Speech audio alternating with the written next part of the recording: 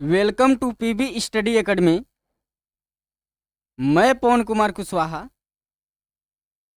PB study academy में आप लोग को स्वागत करते हैं। तो आइए आज हम लोग जानेंगे कक्षा 10 के अध्याय 2 के बारे में हम लोग जानेंगे और इसमें प्रश्नावली 2.1 भी करेंगे और लेसन के बारे में भी जानेंगे। तो लेसन का नाम है पॉलिनोमियल यानी कि बहुपद।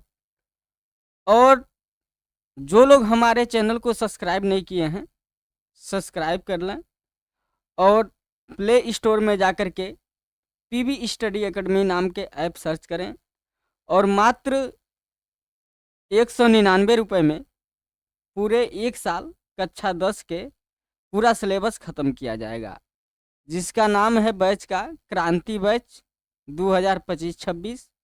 आप लोग के वैलिडिटी पूरे एक साल के लिए रहेगा। तो आइए आज हम लोग देखेंगे लेसन 2 में हम लोगों को क्या क्या पढ़ना है। तो इस प्रश्नावली में हम लोग पढ़ेंगे प्रश्नावली नंबर 2.1। बहुत ही आसान है, 5 मिनट भी नहीं लगेगा। आप लोग को ऐसा समझाया जाएगा कि 5 मिनट भी नहीं लगेगा, प्रश्नावली नंबर 2.1 समाप्त हो जाएगा। तो प्रश्नावली 2.1 में हम लोग पढ़ेंगे बहुपद के शून्यांकों का ज्यामितिक अर्थ। यह सबको पढ़ना है, चाहे यूपी बोर्ड हो या बिहार बोर्ड हो या मध्य प्रदेश के हो, झारखंड के हो। यह जो लेसन है 2.1 सबको पढ़ना है। 2.1 भी सबको पढ़ना है और 2.2 भी सबको पढ़ना है। 2.2 में हम लोग पढ़ेंगे किसी बहुपद के शून्यांकों तथा गुणांकों में संबंध। ये भी सबको पढ़ना है।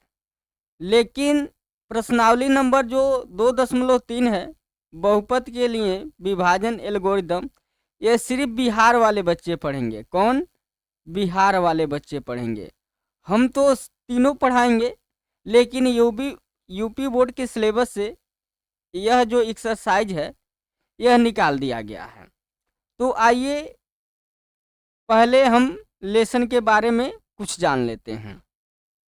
पिछले कक्षा में आप लोग पढ़े भी होंगे और चलिए इसमें भी बता दे रहे हैं कि चर किसे कहते हैं। तो देखिए, जो चर है, चर इसका मान गणितीय में फिक्स नहीं होता है।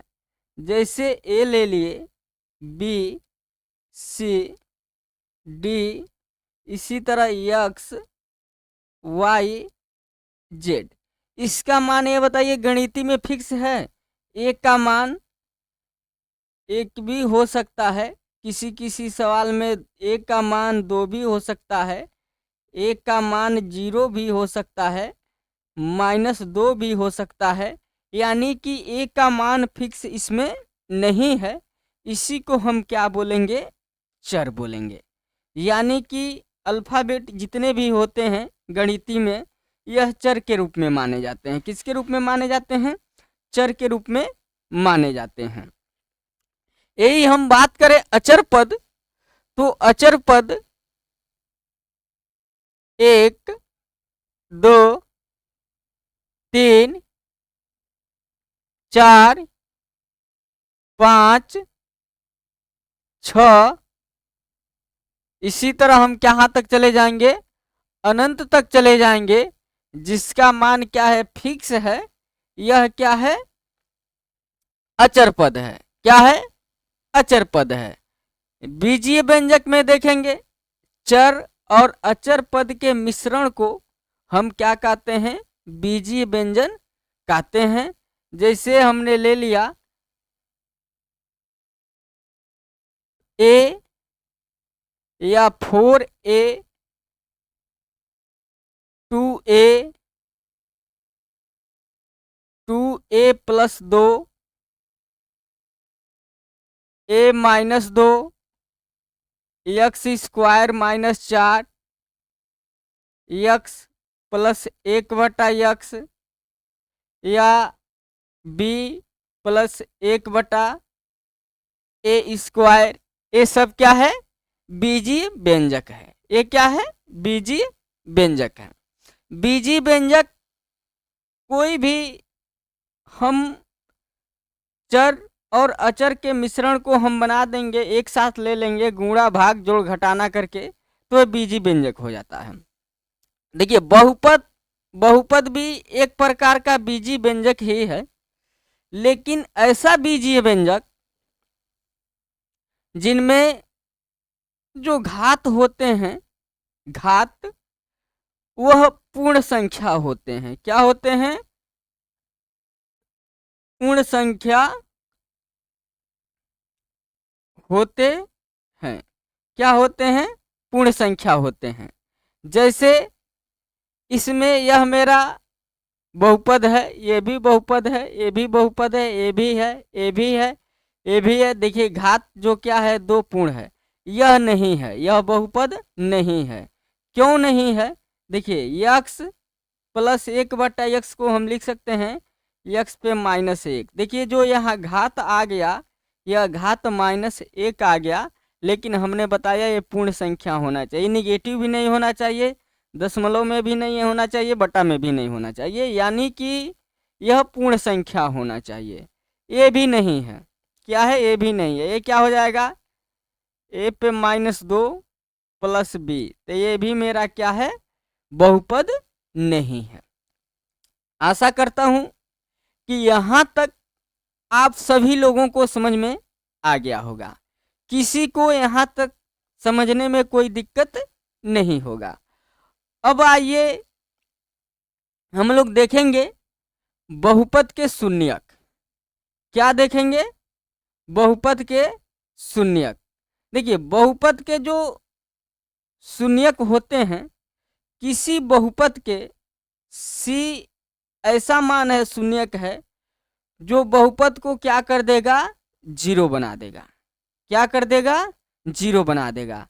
यानी कि यक्स बराबर हम वह संख्या लिखेंगे जो यक्स उस बहुपद में रखने पे, यक्स का मान रखने पे वह पूरा जो बहुपद है वह 0 हो जाएगा, तो वह उसका क्या कहलाएगा? शून्यक कहलाएगा। जैसे हम ले लें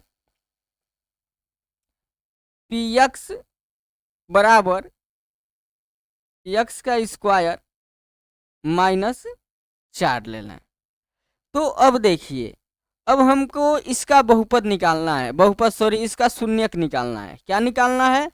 शून्यक निकालना है। तो देखिए यक्स स्क्वायर -4 बराबर 0 कर देंगे। क्या कर देंगे? 0 कर देंगे। तो इसको 2 मेथड से हम लिख सकते हैं। देखिए पहला मेथड है यक्स का स्क्वायर -4 को हम 2 का स्क्वायर लिख सकते हैं। तो ये क्या है? ए का स्क्वायर माइनस बी का स्क्वायर क्या होता है?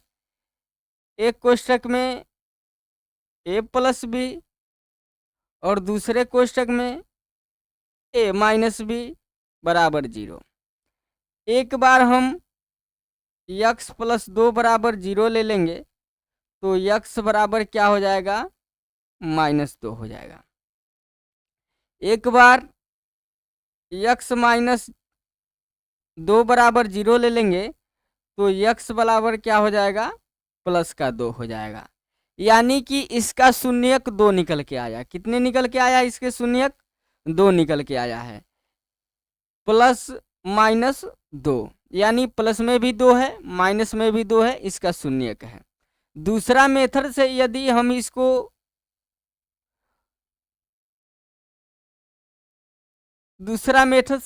इसको लगाएं,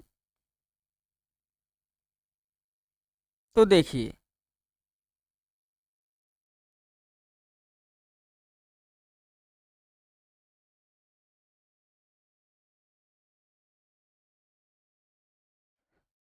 जब हम दूसरा मेथड से यदि इसको लगाते हैं, तो आइए यहाँ देखते हैं यक्स का स्क्वायर -4 बराबर 0। तो यक्स का स्क्वायर -4 को उधर भेजेंगे तो +4 हो जाएगा बराबर 4। अब हम क्या करें, यक्स स्क्वायर उधर जाएगा तो इसको अंडर रूट यानी करनी में यह 4 बना देगा। क्या कर देगा, करनी में 4। अब करनी में 4 से बाहर निकलेगा तो यक्स बराबर ±2। देखिए दोनों मान एक ही निकल के आ गया, यानी कि बहुपद यक्स स्क्वायर -4 का शून्यक क्या निकल के आया है, ±2 निकल के आ गया है। आशा करता हूं कि आप लोगों को शून्यक निकालना भी आ गया होगा। आइए एक सवाल और देख लेते हैं, शून्यक कैसे निकाला जाएगा। उसके बाद द्विघात बहुपद पे जाएंगे, द्विघात बहुपद का शून्यक कैसे निकालते हैं। लेकिन पहले हम आसान आसान लिए हैं जो कि आप लोगों में बहुत आसान भी है, और इसको हम ग्राफ पर भी निकाल के आप लोगों को दिखाएंगे। अब देखिए, यदि हम इसको एक और ले लेते हैं, यक्स +3, इसका यदि हम शून्यक निकालें तो यक्स +3 बराबर 0, तो यक्स बराबर क्या हो जाएगा, -3 हो जाएगा।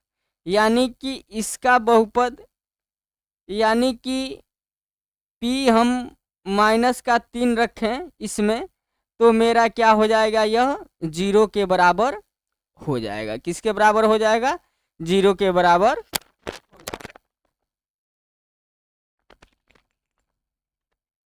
इसका शून्यक निकालना बहुत ही आसान है क्योंकि छोटा छोटा है, तो इसका शून्यक निकालने में कहीं किसी को कोई कठिनाई नहीं आया होगा। अब आइए हम लोग देखेंगे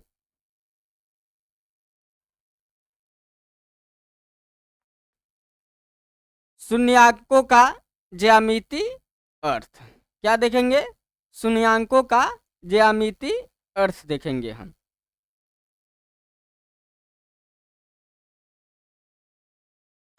क्या देखेंगे, ज्यामितीय अर्थ देखेंगे। तो ज्यामितीय अर्थ देखिए, आइए हम समझाते हैं एक लेकर के। हम ले लें, मान के चलें y बराबर यक्स +2। हमने एक बहुपद ले लिया y बराबर यक्स +2। यदि हम यक्स बराबर 0 मान लेते हैं तो y बराबर क्या हो जाएगा, 2 हो जाएगा। कैसे हो जाएगा, देखिए x बराबर हम 0 माने हैं तो y बराबर 0 + 2, यानी कि y बराबर क्या हो गया, 2 ही हो गया। इसीलिए यहाँ पे हमने क्या कर दिया है, लिख दिया है। तो एक बिंदु मेरा निकल के आया, बिंदु 0,2। क्या निकल के आया है, 0,2। हमेशा यक्स वाले को पहले लिखते हैं, वाई वाले को बाद में लिखते हैं, यानी कि पहले भुज उसके बाद कोट, ठीक है ना।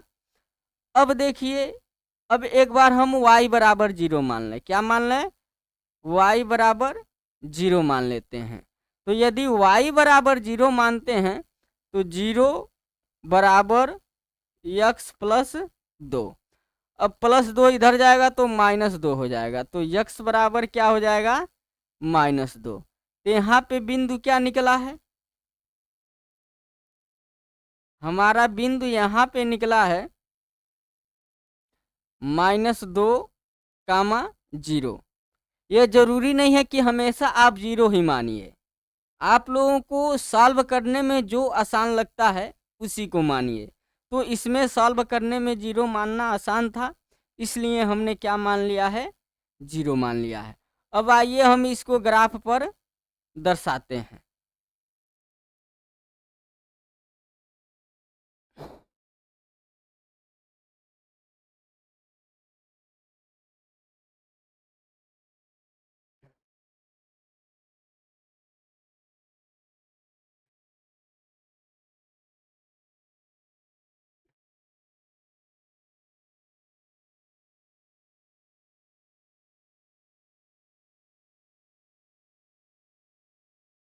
यहाँ पे मान के चलिए 1 2 3 4, ये निगेटिव वाला, इधर पॉजिटिव वाला हो जाएगा। 1 2 3 4, इधर 1 2 3 4, इधर 1 2 3 4, ये भी निगेटिव है और इधर ये भी क्या है, निगेटिव है। तो पहला मेरा बिंदु क्या है, 0,2, यानी कि x 0 पे रहेगा और y कहाँ पे रहेगा, 2 पे रहेगा। x 0 पे रहेगा, यहाँ 0 पे, और y कहाँ रहेगा, 2 पे रहेगा, यानी यहाँ बनेगा 0,2 जो बिंदु है यहाँ बन जाएगा। उसके बाद दिया है -2,0, तो यानी x h पे -2 आएंगे, तो यहाँ आएगा y पे 0, तो यही है, तो यहाँ पे -2,0 बन जाएगा। अब इसी बिंदु को हम क्या करेंगे, मिला देंगे। इसी बिंदु को हम क्या करेंगे,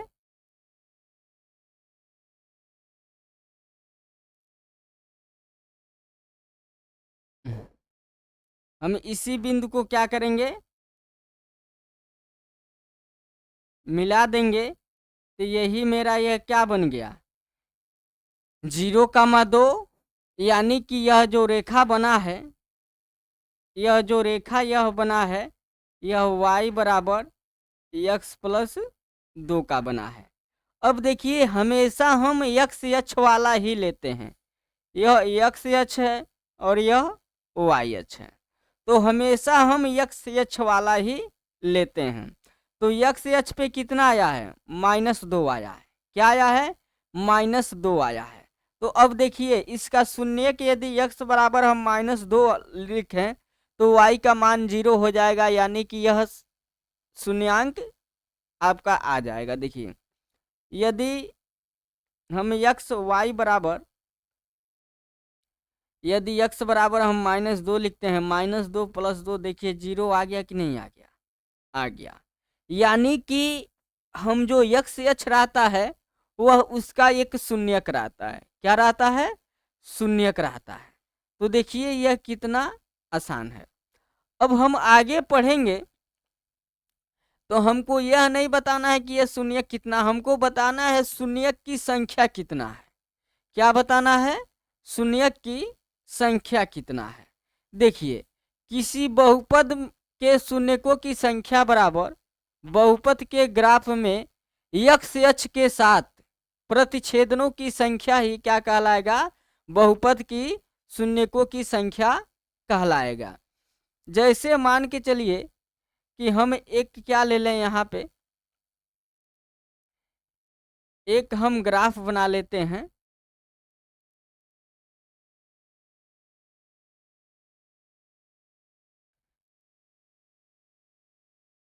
हम क्या करें, यहाँ पे ग्राफ बना लें, ठीक है। अब हम यहाँ पे